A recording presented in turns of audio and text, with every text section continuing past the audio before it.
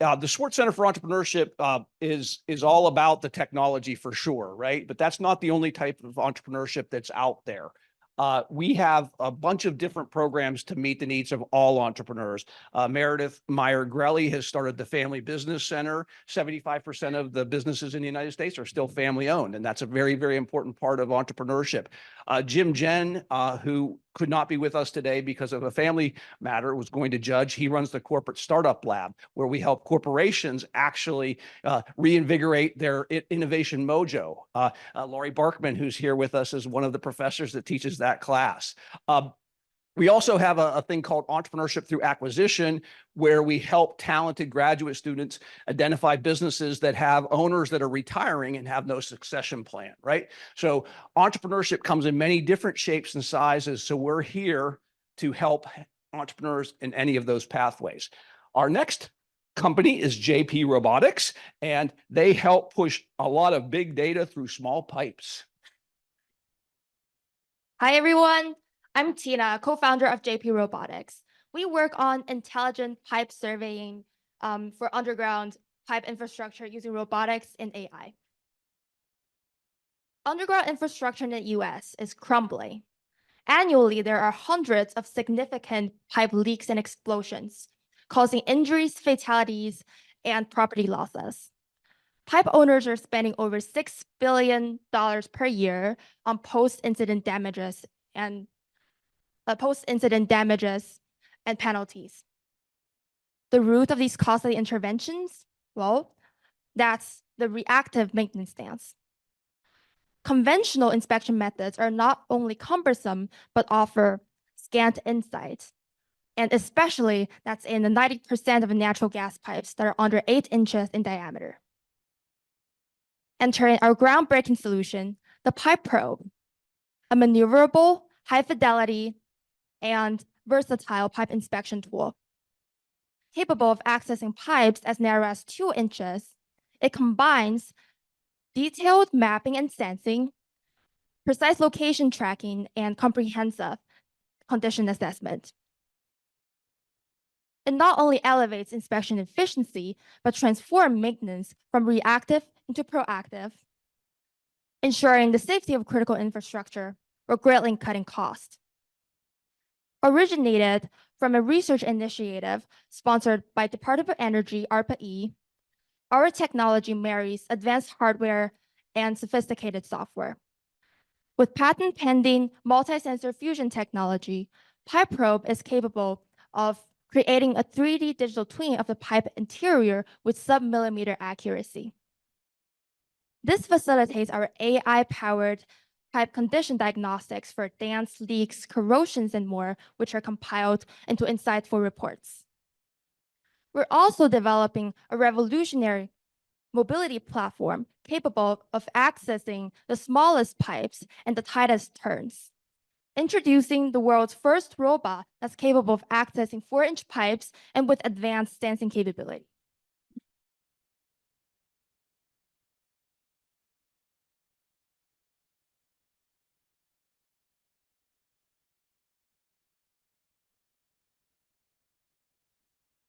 So it's very flexible and it has like multiple sensors.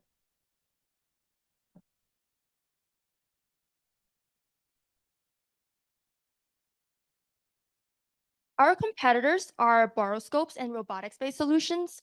Boroscopes can fit into small pipes, but they have no autonomy and they can be hard to operate. Existing robotic solutions have higher autonomy, but they mainly target the larger diameter water pipes, and they can't access smaller diameter natural gas pipes. We bring the best of both worlds, small pipe access and high autonomy. Plus, we also offer 3D mapping and data analytics, which a lot of our competitors don't have. Our total addressable market is $5 billion per year, and this includes the pipe maintenance market in natural gas distribution, oil field drill pipes, water supply, and electrical conduits. We primarily target natural gas because, one, there is validated market need, and two, we believe that the small size pipe capability differentiation between our solution and the existing robotic solution will pay us the highest dividends. Our obtainable market is pipe inspection, surveying, and natural gas distribution, and this is 84 million per year. So the key to our go-to-market strategy is to secure major fuel service provider companies, and by leveraging their existing contracts and relationship with multiple downstream infrastructure owners, we're able to quickly penetrate the market. We're also leveraging non-dilutive funds from grants and subsidies to bootstrap our company. We employ a hybrid business model where one part is robots as a service, where we lease our robots to fuel service providers and charge based on distance. And another part is data as a service, where we provide 3 options for pipe owners. That's raw data access, data management, and analytics. Our team has very diverse skill sets. So we're spinning out from a lab. So we have foundational strength in robotics R&D and entrepreneurial experience. On top of that, we also have subject matter expertise and guidance in founding and investing. So we are the right team to tackle this problem. Right, we're gonna have to stop right there and hand it over to the judges.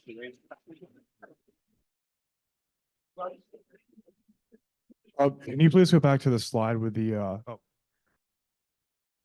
could you please go back to the slide with the 3D scans of the pipes?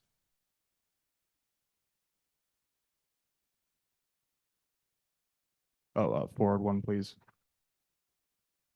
Say it again, please. Forward one, please. Okay, sorry. Can you please talk a little bit about how, like what role AI has in this, in the 3D modeling? Thank you for your question. So we're using machine learning for defect detection. So we use both 3D data and 2D data we collected and put it into our machine learning pipeline and detect like geometric defects and texture defects. So, your AI system, it's like seeing where the problems exist in the pipe, or is the AI itself relate to the actual scan? So the AI software is not related to the actual scanning. The scanning, we use a technique called simultaneous localization mapping using like multi-sensor fusion, but the AI is responsible for just detecting where it's going wrong. Yeah. What kind of analytics do you provide? You said that you also provide analytics. Right. So data analytics, we're referring to defect detection. So we not only provide just raw data, but we give you like insights after we analyze the data. So including like detection of dams, leaks, crossbores, and corrosions, which the pipe owners care about. And this would give pipe owner an awareness of the condition of their pipes to help them make timely decisions of when to maintain their pipes. Yeah. So I won't, but are you able to tell percentage of corrosion, depth, or what, can you say a little bit more about the analytic piece? So for each pipe segment that we like inspect, we will be able to detect the location of the failure and like what type of failure that is. And we'll also be able to generate an estimation of when this pipe will break based on the severity of the defect.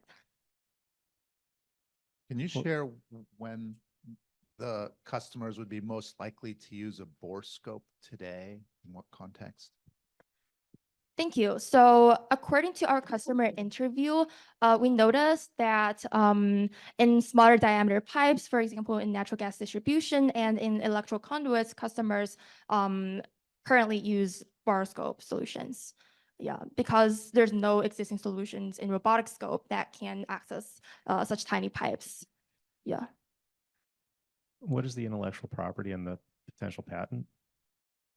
So our intellectual property is in the sensing and surveying platform. So we developed 2 IPs with CMU under the fund from ARPA-E. And yeah, and we're working on more patents on data analytics and our mobility platform. The last slide that you got cut off from, Mhm. I think had a go-to-market, and I wonder if you could just run through that briefly.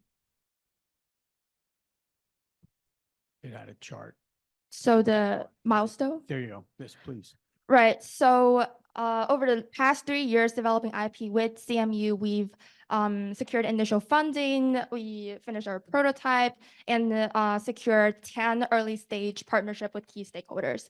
And our goal for this year is to develop an MVP, complete like a public demo in Louisiana, which is lined up in the mid of this year, and formal incorporation and securing our first paying customer. Yeah.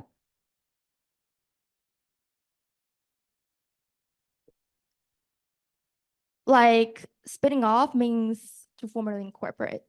Yeah.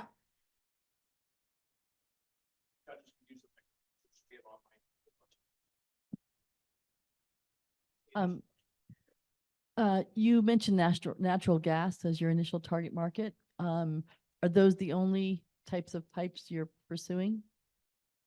Thank you for the question. So as we mentioned in the market slide, we are primarily targeting natural gas distribution, but our secondary markets include oil field drill pipes, water supply, and electrical conduits. And we've actually connected with like stakeholders from each of these sectors.